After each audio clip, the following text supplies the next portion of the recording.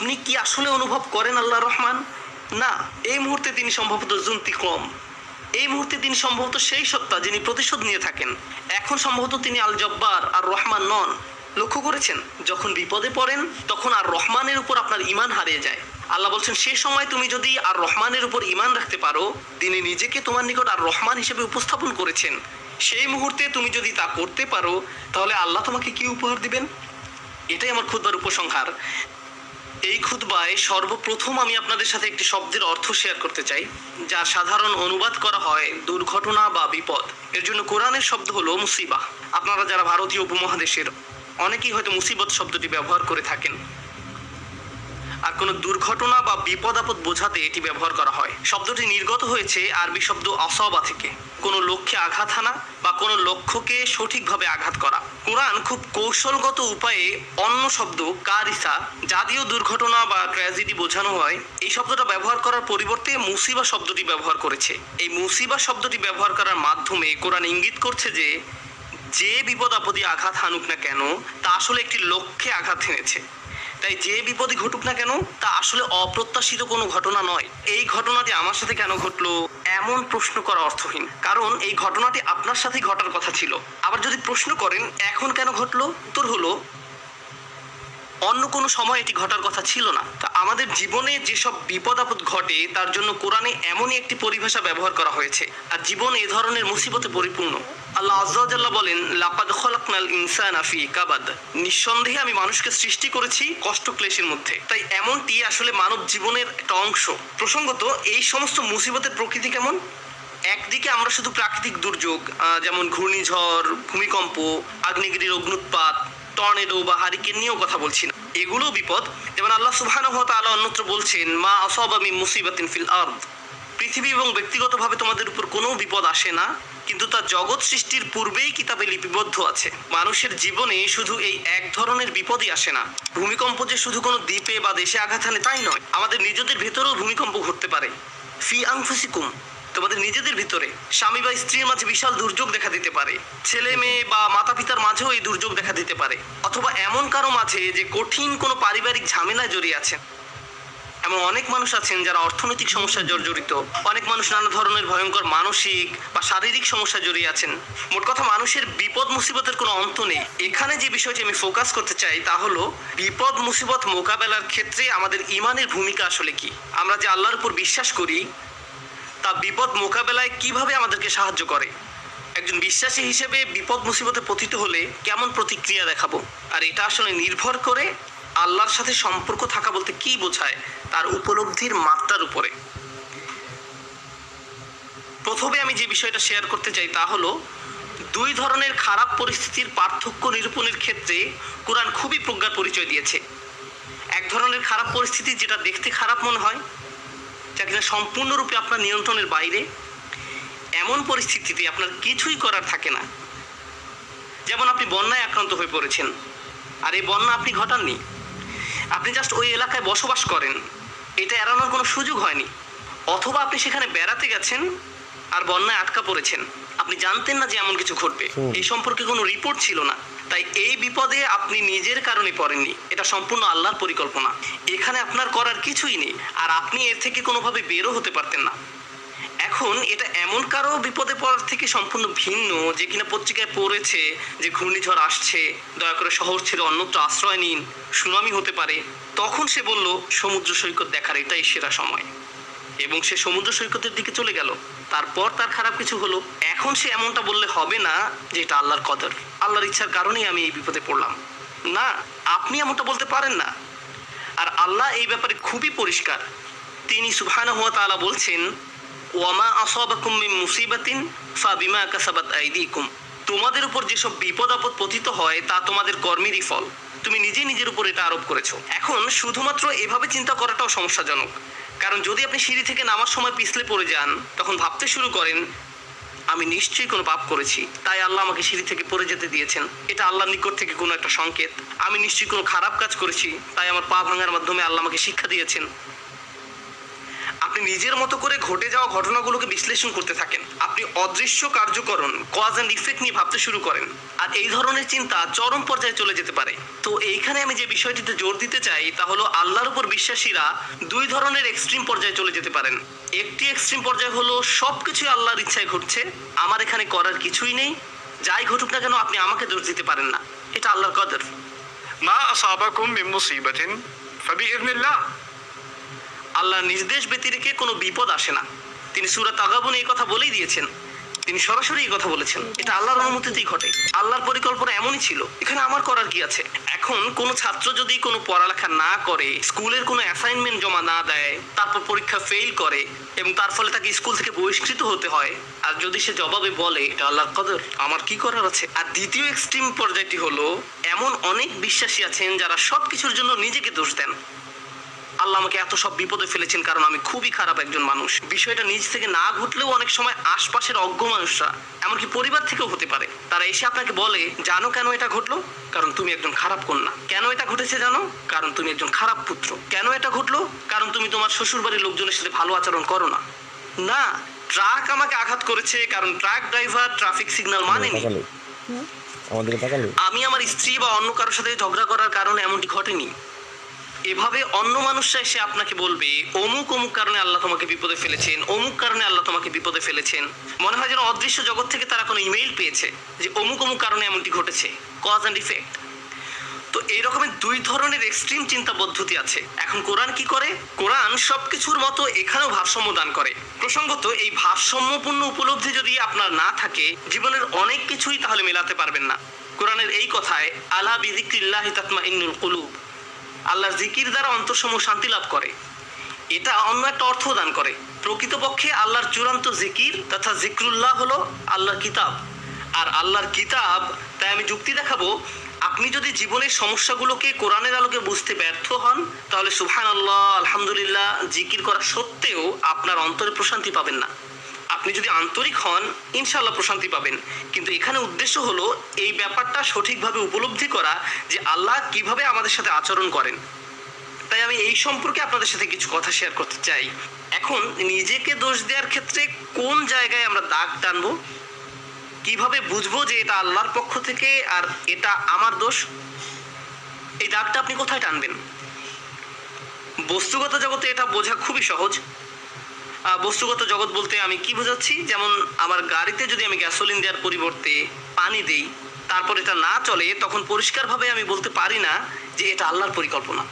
অথবা আপনি যদি সবসময় জাঙ্ক ফুড খেতে থাকেন, মিষ্টি জাতীয় খাবার সবসময় খেতে থাকেন, তারপর 45 বছর বয়সে ডায়াবেটিসে আক্রান্ত হন, তখন আপনি বলতে পারেন না ইয়া আল্লাহ আমি কি বিপদে পড়ে গেলাম, এটা আল্লাহর পক্ষ থেকে পরীক্ষা। না, এটা আপনার মন্দ খাদ্যাভ্যাসের পরীক্ষা। আপনি শশা নাকি সুইস রোল খেতেন বা এরকম যাই খেতেন না কেন, আপনি জাঙ্ক ফুড খেতেন, তাই এমনটা ঘটেছে। সুতরাং বস্তুগত জগতে কমন সেন্স দিয়ে সবাই কারণ এবং ফলাফল বুঝতে পারে। নৈতিক জগতে আপনি সালাত মিস করলেন কারণ দেরিতে ঘুম থেকে জেগেছেন, ফজর নামাজ পড়তে পারেননি, এখন দেরিতে পড়েছেন। একই দিনে আপনার একটা চাকরির ইন্টারভিউ ছিল, ইন্টারভিউ ভালো হয়নি, তখন আপনি ভাবতে থাকলেন এমনটি ঘটেছে কারণ আমি সালাত মিস করেছি। এখন এর উত্তর হলো সালাত মিস করার কারণে এমনটি হতে পারে, আবার নাও হতে পারে। নিশ্চিত করে জানার কোনো উপায় নেই। আপনি বা অন্য কারো পক্ষে এর আসল কারণ জানা কখনোই সম্ভব না, কিন্তু যে জিনিসটি আপনাকে সাহায্য করবে তা হলো আল্লাহ বলছেন আমি আমার বান্দার নিকট তেমন যেমনটি সে আমার সম্পর্কে ধারণা করে। আপনি যদি ধারণা করেন নামাজ মিস করার কারণে আল্লাহ আপনার উপর প্রতিশোধ নিয়েছেন, তাহলে আপনার নিকট আল্লাহ তেমনই। কিন্তু আপনি যদি এভাবে চিন্তা করেন যে আমি আমার যথাসাধ্য চেষ্টা করেছি, ইন্টারভিউতে ভালো উত্তর দিয়েছি, এটা সম্ভবত আমার জন্য ভালো চাকরি নয়, যদি ভালো চাকরি হতো তাহলে আল্লাহ আমার জন্য এর ব্যবস্থা করে দিতেন। এখন আপনার যদি এই দৃষ্টিভঙ্গি থাকে, তাহলে আপনার সকল ভুল ত্রুটি সত্ত্বেও আল্লাহ আপনার নিকট তেমনই। আমাদের দায়িত্ব হলো যখন আমরা ভুল করি তখন ইস্তেগফার করা, আল্লাহর প্রতিশোধের জন্য অপেক্ষা করা আমাদের কাজ নয়। ব্যাপারটা বুঝতে চেষ্টা করুন, আমাদের কাজ এটা নয় যে ও আমি তো পাপ করে ফেলেছি, এখন আল্লাহ কোনো না কোনো ভাবে আমাকে শাস্তি দিবেন। এজন্যই আল্লাহ বলছেন ওমা আসাবাকুম মিন মুসিবাতিন ফাবিমা কাসাবাত আইদিকুম, তোমাদের উপর যেসব বিপদ আপদ পতিত হয় তা তোমাদের কর্মেরই ফল। তোমরাই তোমাদের দুই হাতে এটা অর্জন করেছো, তুমি নিজেই নিজের জন্য এটা ক্রয় করেছো। এমনকি আধ্যাত্মিক জগতেও আমাদের কর্মের কারণে আমাদের উপর বিভিন্ন বিপদ আপদ পতিত হতে পারে। যেমন আপনি যদি ক্রমাগত মাতা পিতার সাথে খারাপ আচরণ করতে থাকেন এবং আপনার উপর কোনো মুসিবত আরোপিত হয়, এতে সম্ভবত কোনো কানেকশন রয়েছে। এই সমস্ত ক্ষেত্রে আল্লাহ কি করেন? ওয়াইফু আন কাসীর, এবং তিনি তোমাদের গুনাহ ক্ষমা করে দেন। বস্তুগত জগতে আপনি যদি 2 তলার ছাদ থেকে লাফ দেন, ফলাফল ভোগ করতে হবে। আল্লাহ বলবেন না যে এইবার আমি তোমার পা ভাঙবো না, না না, যা ঘটার তা ঘটবে। আগুনে যদি হাত রাখেন তা পোড়া যাবেই। বলবেন না যে তুমি তো আজকে ফজর নামাজ পড়েছো, তোমার হাত পুড়বে না, এমনটা ঘটবে না। কিন্তু যখন আধ্যাত্মিক জগতের কথা আসে, তিনি বলছেন ওয়াইফু আন কাসীর, তিনি সাথে সাথেই প্রতিশোধ নেন না। আল্লাহ এভাবেই আমাদের সাথে আচরণ করেন, ওয়াইফু আন কাসীর। এই ব্যাপারটা আমাদের মনের মাঝে গেঁথে নিতে হবে। যে কারণে আমি আজ এই আলোচনার সূত্রপাত করলাম তা হলো, আমাদের উম্মায় প্রতিদিন যে আধ্যাত্মিক অপরাধটি সংঘটিত হয়, তা হয় একজন স্নেহের মানুষের হাতে অন্য একজন স্নেহের মানুষের, পিতামাতা, স্বামী স্ত্রী। কখনো কখনো আমরা আমাদের স্নেহের মানুষদের সবচেয়ে জঘন্য কথাটা বলে বসি। মাঝে মাঝে আমরা সেসব কথা বলে আল্লাহর নামে। তুমি যা করছো তার জন্য আল্লাহ তোমাকে শাস্তি দিবেন, একদিন তোমাকে বিচারের কাঠগড়ায় দাঁড়াতে হবে। তুমি যা করছো তা আল্লাহ কোনোদিন ক্ষমা করবেন না। মা তার সন্তানকে এভাবে বলে, স্ত্রী স্বামীকে বলে, ভাই বোন একে অপরকে বলে। মনে হয় যেন আল্লাহ কোনো রাগান্বিত অস্ত্র যে আপনি যে কোনো সময় প্রয়োগ করতে পারেন। কারণ কারো উপরে আপনি অসন্তুষ্ট, তাই আল্লাহ অবশ্যই তার উপর অসন্তুষ্ট, এবং আপনি এভাবে আল্লাহকে ব্যবহার করতে পারেন। এটা আমাদের স্থান নয়। অনেক মানুষের ক্ষেত্রে তারা এই ধরনের কথা এত বেশিবার শুনেছে যে তারা আল্লাহর নিকট থেকে অনেক দূরে সরে গিয়েছে। তারা তাদের প্রিয় মানুষগুলোর কাছ থেকে এমন কথা শুনেছে। একটা শিশু তার মা বাবার কাছ থেকে এমন কথা সব সময় শুনে এসেছে, নামাজ না পড়লে আল্লাহ তোমাকে শাস্তি দিবেন, নামাজ না পড়লে আল্লাহ তোমাকে শাস্তি দিবেন, এই বিস্কুট খাওয়ার কারণে আল্লাহ খুবই রাগান্বিত, সব সময় আল্লাহ রাগ করবেন, আল্লাহ রাগ করবেন, আল্লাহ রাগ করবেন। এই ছেলেটি যখন 16-17 বছর বয়সে পৌঁছায়, সে আল্লাহর সাথে তখন আর কোনো সম্পর্ক রাখে না। যখন সে শুনে আল্লাহ দয়ালু, ক্ষমাশীল, তার তখন এই কথা বিশ্বাস করতে কষ্ট হয়। কারণ আল্লাহ সুবহানাহু ওয়া তাআলা সম্পর্কে এমন ধারণা নিয়ে সে বড় হয়নি। তার কাছে মনে হয় প্রতিবার সে আল্লাহর কারণেই সমস্যায় পতিত হয়েছে। তারপর এই পিতামাতাই বলেন, আমরা তো এই ছেলেকে ছোটবেলা থেকেই ইসলাম শিখাচ্ছি, আমি জানি না কেন সে ইসলাম থেকে দূরে সরে যাচ্ছে। কিন্তু কোন আল্লাহ সম্পর্কে আপনি তাকে শিক্ষা দিয়েছেন? একজন রাগান্বিত আল্লাহ, এমন আল্লাহ যিনি শুধু শাস্তিই দিতে চান। অথচ আল্লাহ বলছেন মা ইয়াফআলুল্লাহু বিআযাবিকুম, তোমাদের শাস্তি দিয়ে আল্লাহ কি করবেন? আল্লাহ নিজেই এই কথা বলছেন, তোমাদের পিছনে লেগে আল্লাহ কি করবেন? তাই মানুষ খারাপ পরিস্থিতিতে পড়লেই মনে করে আল্লাহ তাদের শাস্তি দিচ্ছেন, আল্লাহ তাদের কষ্ট দিচ্ছেন। তার এমন পরিস্থিতি আল্লাহ তৈরি করেছেন, আল্লাহ তাদের কষ্ট দিচ্ছেন। আমার এক কলিগ আমাকে একটা কথা মনে করিয়ে দিয়েছিলেন। মালয়েশিয়া আসার সময় কোত্থেকে হঠাৎ করে, এমনটা আগে কখনো হয়নি, আমার টনসিলে ব্যাকটেরিয়ার আক্রমণ ঘটে। এটা এমনভাবে ফুলে গিয়েছিল যে আমার গলার অর্ধেকটা ব্লক হয়ে গিয়েছিল। আমার কাছে মনে হয়েছিল একটি নাকের ছিদ্র বন্ধ হয়ে আমি যেন ডুবে যাচ্ছি। আমি তখন আবুধাবি থেকে এখানে আসার মাঝপথে বিমানে ছিলাম। বিমান থেকে নেমে দ্রুত একটা ক্লিনিকে গেলাম। তারা বলল তোমাকে অমুক অমুক ভারী চিকিৎসা নিতে হবে। এখানে আসার পর আমাকে অপারেশন করার পরামর্শ দেওয়া হলো। ভাবতে লাগলাম কি হচ্ছে এসব। ডাক্তার বলল এমন ঘটনা একেবারেই ঘটে না। ব্যাপারটা আসলেই অদ্ভুত। আমার 30 বছরের ক্যারিয়ারে শুধু আরও একবার এমন ঘটনা দেখেছি। তো আমি হাসপাতালের বেডে শুয়ে আছি আর অপারেশনের জন্য অপেক্ষা করছি। তখন আমার এক কলিগ আমাকে মনে করিয়ে দিল যে এই মুহূর্তে তোমার জন্য এটাই শ্রেষ্ঠ জায়গা। এই মুহূর্তে হাসপাতালের এই বিছানাই তোমার জন্য সর্বোত্তম জায়গা। এটাই তোমার জন্য আল্লাহর পরিকল্পনা। আমি ভাবতে লাগলাম আমাকে অমুক অমুক প্রোগ্রাম বাতিল করতে হবে, অমুক অমুক জায়গায় যেতে পারবো না, পরিস্থিতি কিভাবে মোকাবেলা করব, অমুক ক্যালেন্ডার, অমুক মিটিংয়ের কি হবে। এত দূর থেকে আসলাম প্রোগ্রামগুলো করার জন্য। তারপর হঠাৎ করে আমার কলিগের এই কথা আমার সব কিছু শান্ত করে দিল। হ্যাঁ, এখানেই আমার থাকার কথা। এর চেয়ে ভালো কোনো জায়গা হতে পারে না। কারণ হাসপাতালে আসার পরিকল্পনাটি তো আমার নয়, এটা আল্লাহ আজ্জা ওয়া জাল্লার পরিকল্পনা। আমাদের আল্লাহর এমন কাছাকাছি থাকতে হবে যে আল্লাহ যখনই আমাদের জন্য যে পরিকল্পনাই করেন না কেন, আমাদের প্রতি তার ভালোবাসার কারণেই এমনটি করেন। আল্লাহ আজ্জা ওয়া জাল্লা তার বান্দাদের ভালোবাসেন, তিনি তাদের জন্য সবচেয়ে ভালোটাই পছন্দ করেন। আমরা আমাদের নিজেদের যতটা ভালোবাসতে পারি, আল্লাহ আমাদের তার চেয়েও বেশি ভালোবাসেন। আমরা নিজেদের যতটা যত্ন নিতে পারবো আল্লাহ তার চেয়েও বেশি যত্ন নিয়ে থাকেন। আমরা যখন এই বিষয়টা ভুলে যাই তখন হেদায়েত হারিয়ে যায়। একই বিষয়ে সূরা তাগাবুনে আল্লাহ বলছেন, ওয়া ইউমিন বিল্লাহি ইয়াহদি কলবাহু। আল্লাহর নির্দেশ ব্যতিরেকে কোনো বিপদ আসে না, এবং যে আল্লাহর প্রতি বিশ্বাস করে সেই বিপদের সময়, কারণ আপনি তো এমনিতেই আল্লাহকে বিশ্বাস করেন, যখন মুসিবতে পড়েন কেবল তখনই প্রশ্ন করতে শুরু করেন, আল্লাহ কেন আমার সাথে এমনটি করছেন। ঠিক সে সময়ের জন্য আল্লাহ ওয়া ইউমিন বিল্লাহ এই বাক্যটা ব্যবহার করেছেন। যে কেউ সত্যিকার অর্থে আল্লাহকে বিশ্বাস করে, হ্যাঁ, আপনি সব সময় বলেন আল্লাহ রহমান, আপনি কি আসলে অনুভব করেন আল্লাহ রহমান? না, এই মুহূর্তে তিনি সম্ভবত যুন্তিকম। এই মুহূর্তে তিনি সম্ভবত সেই সত্তা যিনি প্রতিশোধ নিয়ে থাকেন। এখন সম্ভবত তিনি আল জব্বার আর রহমান নন। লক্ষ্য করেছেন, যখন বিপদে পড়েন তখন আর রহমানের উপর আপনার ঈমান হারিয়ে যায়।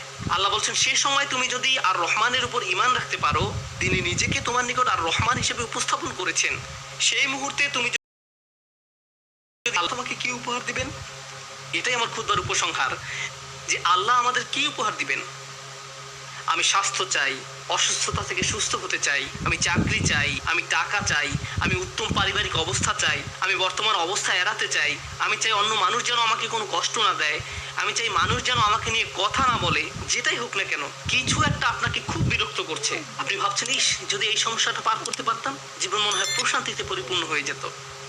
আমাদের সবারই জীবনে কোনো না কোনো সমস্যা রয়েছে যা আমাদের শান্তিতে ঘুমাতে দেয় না। আর আমরা ভাবতে থাকি, ওহ ভাই, যদি এই সমস্যাটা চলে যেত অনেক ভালো থাকতাম। কিন্তু জানেন কি হয়? যদি এই সমস্যাটা চলে যায়, পরবর্তীতে আরেকটা এসে হাজির হয়। আর যখন নতুন সমস্যা এসে দেখা দেয়, আপনি ভাবেন পূর্বের সমস্যাটা আরো সহজ ছিল। এটা তো অনেক বড় সমস্যা। আপনি যদি আল্লাহর উপর ভরসা রাখতে পারেন, আল্লাহ আপনাকে কি দিবেন? তিনি আপনার সমস্যা শেষ করে দেন না। এই পৃথিবীর জীবনে আপনি কখনো সমস্যা ছাড়া থাকতে পারবেন না। যদি সমস্যা চলে যেত, তাহলে ইয়াকুব আলাইহিস সালামের জন্য আমাদের তুলনায় অনেক আগেই সেটা দূর হয়ে যেত। যদি ঈমান থাকার মানে হয় আপনার কোনো সমস্যা থাকবে না, তাহলে মরিয়ম আলাইহিস সালামের কোনো সমস্যা থাকা উচিত ছিল না। রাসূল সাল্লাল্লাহু আলাইহি সাল্লামেরও কোনো সমস্যা থাকার কথা ছিল না। আল্লাহর কাছাকাছি মানুষদের জীবনী পড়লে আপনি দেখবেন তাদের জীবন ছিল সমস্যায় পরিপূর্ণ, বড় বড় সমস্যা। আর আপনি শুধু এই সমস্যাগুলোর কথাই পড়ছেন। আপনি পড়ছেন তারা কিভাবে একটা সমস্যা থেকে আরেকটা সমস্যা জীবন অতিবাহিত করে গেছেন। আল্লাহর একজন মহান রসুল ছিলেন ইউসুফ আলাইহিস সালাম। তার জীবনের দিকে তাকালে দেখবেন ছোটবেলা থেকেই তিনি সমস্যায় আক্রান্ত ছিলেন। তাহলে আমি এই প্রশ্নটি বারবার করছি, আল্লাহ তাহলে আপনাকে কি দিচ্ছেন? আপনার জীবনের অতি ভয়াবহ সমস্যার সময় যখন আল্লাহর উপর পূর্ণ বিশ্বাস রাখেন, এর বিনিময়ে আল্লাহর কাছ থেকে কি পাবেন? যখন মানুষ আপনাকে বলতে থাকে আল্লাহ তোমাকে অপছন্দ করেন, তাই তোমার জীবনে এসব ঘটছে, বিপরীতে আপনিও ভাবতে শুরু করে দেন, আল্লাহ মনে হয় আমাকে শাস্তি দিচ্ছেন, তাই আমার জীবনে এসব বিপদ আপদ ঘটছে।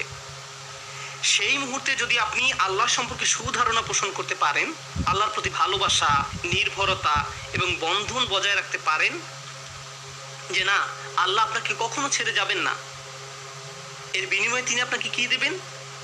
তিনি সে লোকের হৃদয়কে পথ দেখান। আমি আপনাদের গ্যারান্টি দিচ্ছি, যদি আপনার সমস্যা চলে যায়, যদি সে সমস্যাটা অর্থ সংক্রান্ত হয়ে থাকে, এরপর অর্থ আসতে থাকে, যদি এটা পারিবারিক সমস্যা হয়ে থাকে এবং সমস্যাটা দূর হয়ে যায়, এই দুনিয়ার কোনো অর্জনই সেই একটা গিফটের তুলনায় কোনো মূল্য বহন করে না। আর সে একটি গিফট হলো ইয়াহদি কলবাহু। তিনি সে লোকের হৃদয়কে পথ দেখান। আপনার অন্তরে প্রশান্তি থাকবে। জীবনে যাই ঘটুক না কেন, আপনার মুখে তখনও হাসি থাকবে। তখন মানুষ আপনার দিকে তাকিয়ে বলবে, আরে তুমি হাসছো কেন? কিভাবে ঠিক আছো? দেখো না তোমার সব ঠিক আছে। যদি আপনি এই আচরণ রপ্ত করতে পারেন, এমন অনেক মানুষ রয়েছে যাদের টাকার কোনো অভাব নেই, তারপরেও তারা ঘুমাতে পারে না। আপনার কল্পনায় যেসব কিছু মানুষের জন্য সুখ নিয়ে আসার কথা, তার সবই তাদের আছে, কিন্তু তবু তাদের মানসিক শান্তি নেই। তাদের নেই সেটা।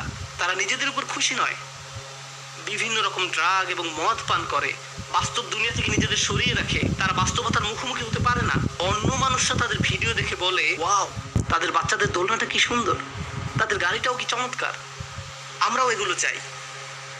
ইয়া লাইতালানা মিসলা মা উতিয়া করুন, ইস, কারুনের যা আছে আমার যদি তা থাকতো। বসের মতো জীবন।